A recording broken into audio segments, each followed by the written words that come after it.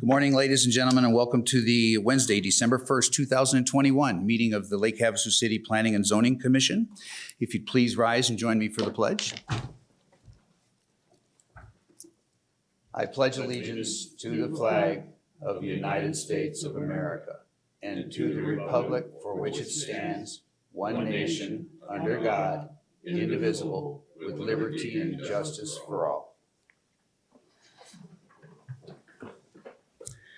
Okay, Madam Secretary, would you please call the roll? Doug Hardy. Donald Bergen. Yes. Dan McGowan. Here.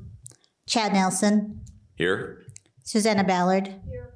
Matthew Mitchell. Here. Sam Levin. Gabrielle Medley. Here. David Diaz. Here. And Jim Harris. Here. Ms. Ballard, would you come replace the position of Mr. Hardy as an alternate, please? And correspondence and announcements, Mr. Morris. Mr. Chairman, Commissioners, thank you. Recent action by the City Council from your Planning Commission meetings.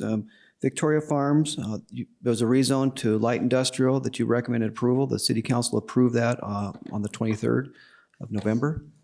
The other item is the storage unit modification to the permitted uses table. The City Council approved that on the 23rd also of last month with your recommendation to not allow them anymore in C2 and the commercial Southgate district. They did add a 90-day grace period, if you will, or waiting period, so it would become effective 90 days from the 23rd of November. So they did add a little more time for people to get applications in. That's all my announcements, and thank you. Okay. Minutes of the last meeting. Are there any corrections, additions, deletions by any of the commissioners? Anybody at all? Hearing none, I'll entertain a motion to approve.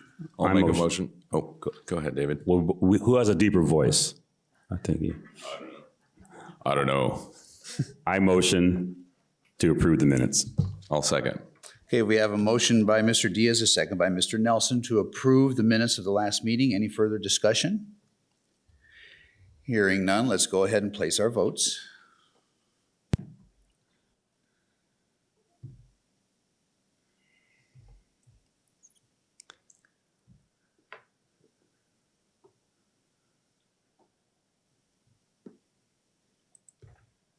Motion passes 7-0. Okay, thank you. All right, let's start by saying that this is a public hearing and there is a structured order to this proceeding. The city staff will present each item. There will be time for the commission to ask questions of the staff, and then the applicant will have the opportunity to present their case to the commission. That being done, we will then open the proceeding to the public for their questions and input. I would ask that anyone in the public that wishes to speak limit their trips to the podium and microphone to one only, keep all comments to less than 5 minutes, and to stay on point and not discuss subject matter that is not pertinent to the decision being considered here today. After public testimony is taken, I will then close the public hearing and bring the motion back to the table for city staff's recommendation, discussion amongst the commission, and eventually a motion to approve or disapprove. The first item on today's agenda is ID 213085. It's a request for a plan development rezone of 401, 411, 421, 431, and 441 Lake Havasu Avenue North. It's tract 2305, block 2, lots 10 through 14, from multiple family RM to mixed use general plan development, which is MU-G/PD district, prohibiting the allowable land use of self-storage, mini-storage units. Mr. Morris, Chairman? your presentation. Oh, Mr. Chairman? Yes. I'm going to recuse myself from this item. Okay, Mr. Nelson, you are excused. Would you please come to the podium, please? Excuse me, the dais.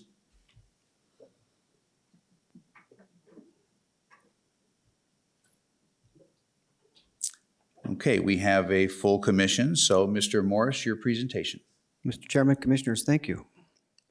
Here's the area map for the subject properties. They're located on Lake Havasu Avenue, north of Palo Verde Boulevard on the highway side of Lake Havasu Avenue. It backs to Highway 95. The properties together are just a little under 3 acres. In it, the property overall measures 500 feet by 250 feet in depth. And it's currently undeveloped. The current zoning is RM, multiple family. The abutting properties to the north and south are also zoned RM, and they're developed with condominium projects. Across Lake Havasu Avenue, the properties are also zoned RM and are a mix of vacant lots and single-family residential development. Across Highway 95, there's some C1 and some RMH zoning. The request is to rezone this property to mixed-use general from residential, higher density residential. The mixed-use general district is intended to allow commercial uses and the potential of residential development above ground floor commercial. These are examples from our development code of what we're looking for generally for some sort of mixed-use general.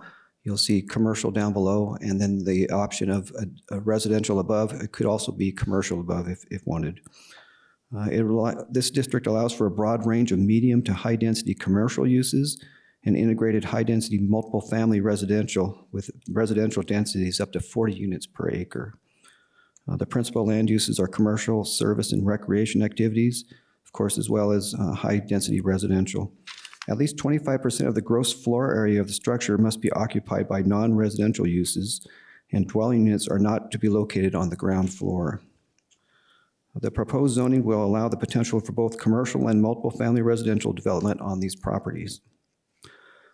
The storage units, we talked a little bit about storage units. The City Council approved an amendment to the development code to not allow them in C2 or Southgate commercial.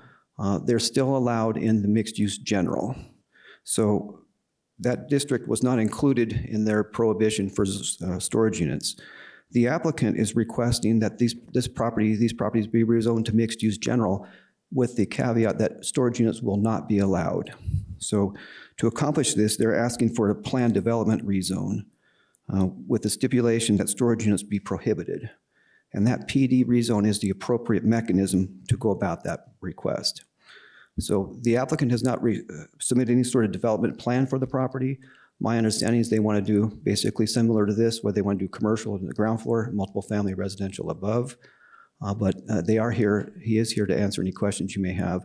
And of course, staff is willing to answer any questions that you may have of us. That concludes the presentation. Thank you. Okay, do we have any questions of staff by commissioners? Mr. Bergen. Go ahead and turn your mic. Asking Mr. Morris here. There are 3 signs on this property, but 2 of them are flat on the ground. What do you do to let the people in those apartments on either end know what's going on? Okay, thank you for the question, Mr. Bergen. As far as public notification, there are a number of ways that the public is notified. All property owners within 300 feet of the boundaries of this request are mailed postcards from the city explaining the nature of the request, and then the dates of the Planning Commission meeting and the City Council meeting, and it gives contact information for city staff if they have any questions that come up. The properties are posted also.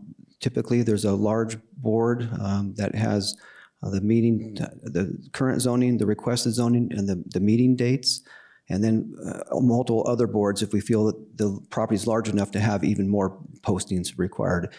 So we do post the property. The property owners are notified by the city within 300 feet of the meeting times and dates and contact information. Sometimes the wind does blow hard and knock them over. We have additional staff now, and we're being more aware of trying to go out and make sure that when we're out and about to make it a point to go by these locations and stand those boards back up. Technically, once they're posted, they're legally posted, but we try to stand them back up, or if we're aware that they're down.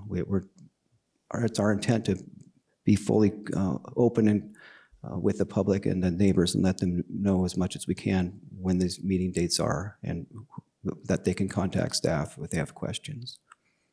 So the residents that live in those two large buildings on the end, they have been notified. All the property owners within 300 feet are sent a notice based on the mailing addresses of the county assessor's records. So yes, they would be mailed a notice to their mailing address as shown on the tax assessor's rolls. And they're notified of the meeting times and dates, and then staff contact information if they have questions. Thank you very much. You're welcome. Any other questions of staff by commissioners? I have one, Mr. McGowan. I'm looking at this units that are built. What about parking? Can they park on Lake Havasu Avenue? Where do the residents upstairs park? Well, at this point, this is a rezone request. It's not tied to a specific development plan. When the property is developed, it'll have to go through design review and building permit process to ensure it meets all the development code requirements, including parking. So that will be looked at when the property is actually being developed, when plans are submitted, and typically starts with a pre-application conference even before plans are developed or submitted. So there's a process we go through that's after the rezone. Thank you. Okay, any other questions of staff by commissioners? Okay, hearing none, is the applicant present? Would you like to come forward and make a presentation? Please state your name for the record. Thank you, Mr. Chairman. Wow, I'm loud, aren't I? My name is John Parrott. I live at 2490 Lima Drive. I am employed by Coldwell Banker Residential Brokerage in their commercial division, and I am the applicant. I represent Henry Garcia, who is the owner of these 5 properties. And before I give you my regular presentation, let me tell you that the city gave us a list of 188 names of the people within 300 feet. And the city's records are really good because we mailed out 188 and we only got 2 back. So either the post office didn't deliver them or something, but it really, I was amazed that we didn't get a larger number back. We held a meeting, a public, meeting for those folks, and unfortunately nobody came. So I guess there isn't an objection here. So Mr. Garcia and I are seeking to rezone this property from residential multi to mixed use general. We think mixed use general is the highest and best use of this property, and the following points I think will make that clear. The city's adopted general plan, which is the only time the public votes on zoning items. This property is designated for commercial use. I think that, anybody would think it's pretty wise that the property along the highway would be commercial use, and that's obviously a long-term thing. I think over the past several years, you've rezoned a number of properties in this area for commercial. The 2 across the street were zoned for hotels. Those were never built, so they reverted back to the residential multi. And then the property that is now the laundromat was rezoned. And over the past 6 or 7 months, you folks, I know, have been faced with a lot of questions, people applying for rezoning the commercial nodal properties from commercial to residential. And one of the real questions in that decision is, are we depleting the inventory of commercial property that's going to be available for future development? Well, here we think we're adding almost 3 acres to the commercial inventory, and this is truly prime commercial space. If it's 125,000 square feet, so if you have a 40% lot coverage, you would have up to 50,000 square feet of commercial property, and obviously in Mr. McGowan's question, the parking is going to have to be contained on the lot. I don't think anybody's going to be allowed to park on Lake Havasu Avenue anytime in the future. I think mixed use general really contributes to maintaining the neighborhood. I think it's neighbor friendly because any developer who's going to have commercial and residential property, he's going to have to make sure that his tenants in the commercial area are not disruptive to a residential area. So I don't think you're going to find anybody, making huge amounts of noise at 4:30 in the morning. Otherwise, nobody will want to live in the residential properties.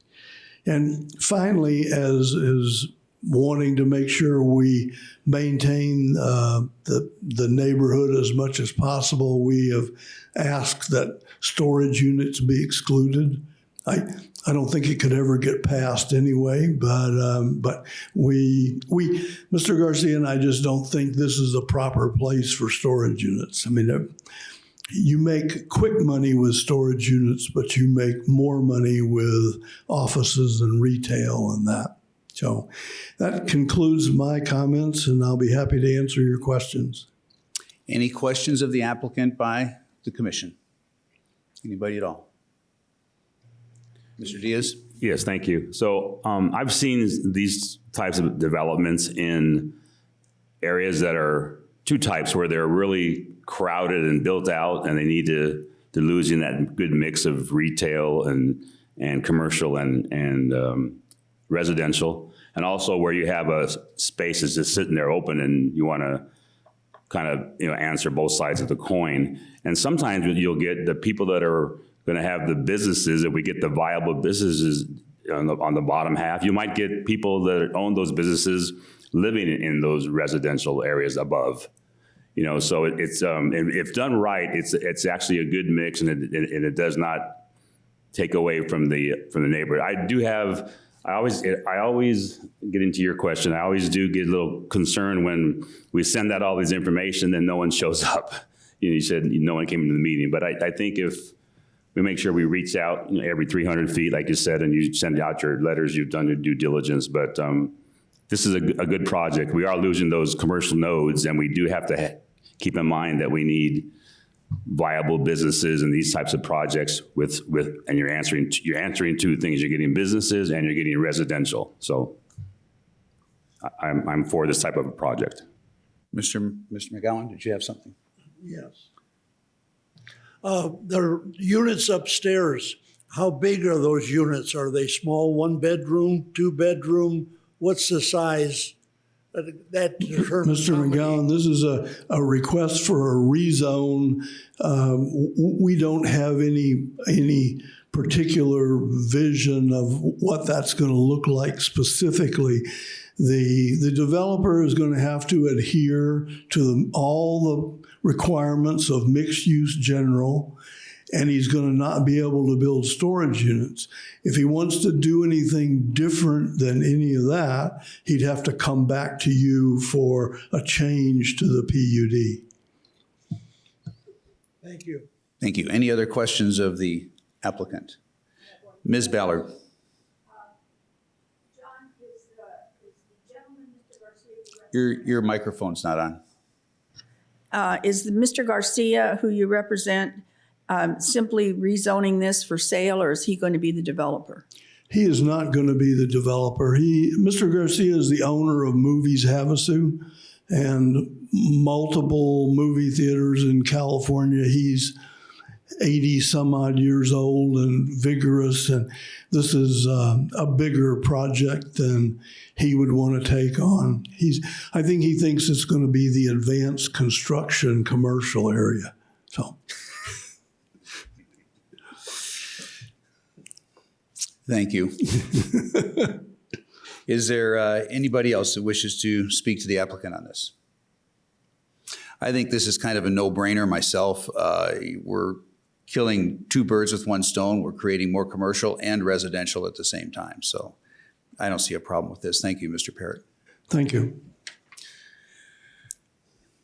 All right, I'll now open it up to the public. Is there anybody in the audience that wishes to speak on this item? Anybody at all? Please come forward and state your name for the record, please. Good morning, Nancy Campbell, 1601 Palomino Lane. I'm extremely excited about these projects moving forward. I believe it's what our city really could use and desire, especially in these commercial nodes throughout this community. I've heard a lot of times people say a lot of the commercial is still just vacant. Well, so was the lot that I just built on with a gorgeous view, and now it's not. So as we move forward, I'm extremely excited to see this. I'm speaking for myself personally, but thank you. Thank you, John. I love it. Thanks. Any questions of the speaker? Thank you, Ms. Campbell. Anybody else in the audience that wishes to speak on this item? Anybody, either pro or con? Seeing none, I'll go ahead and close the public hearing portion of this meeting, bring it back to the table for staff's recommendations. Mr. Chairman, Commissioners, thank you. Based on the findings, the Development Review Committee recommends that the Planning Commission forward a recommendation of approval to the City Council for Land Use Action Number 21-3085, a planned development rezone for 401, 411, 421, 431, and 441 Lake Havasu Avenue North, Tract 2305, Block 2, Lots 10 through 14, from multiple family to mixed-use general planned development district, prohibiting the allowable land use of self-storage, mini-storage, otherwise known as storage units. And as a reminder, this item will go to the City Council's January 11th, 2022 meeting. Thank you. Okay, we are at the table for discussion and or a motion, commissioners. Anybody? I'd like to make a motion if there's no discussion. Mr. Diaz. So I'd like to make a motion to approve ID 21-3085, request for a planned development rezone for 401, 411, 421, 431, and 441 Lake Havasu Avenue North, Tract 2305, Block 2, Lots 10 through 14, from multiple family RM to mixed-use general plan development district prohibiting the, MUG-PD district prohibiting the allowable land use of self-storage / mini storage. Okay, we have a motion. Do we have a second? We have a motion by Mr. Diaz, a second by Ms. Ballard to approve. I'm looking for the action. It's ID number 21-3085 with staff's recommendations. Any further discussion on the motion? Hearing none, let's go to the vote.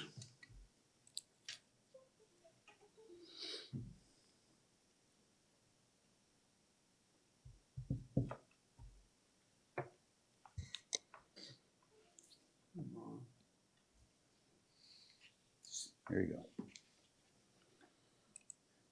Motion passes 7-0. Okay, congratulations. All right, at this point in the meeting, we don't have any further items on the agenda, so let's go to the call to the public. That is the portion of the meeting where the public can speak to the Planning and Zoning Commission about any subject whatsoever. Is there anybody that wishes to address the commission? Seeing none, I'll go ahead and close the call to the public. And future meetings, Mr. Morris. Mr. Chairman, Commissioners, thank you. Yes, the next regular scheduled meeting is December 15th, and we do have at least 2 items on the agenda. Thank you. Okay. We stand adjourned. Thank you, everybody.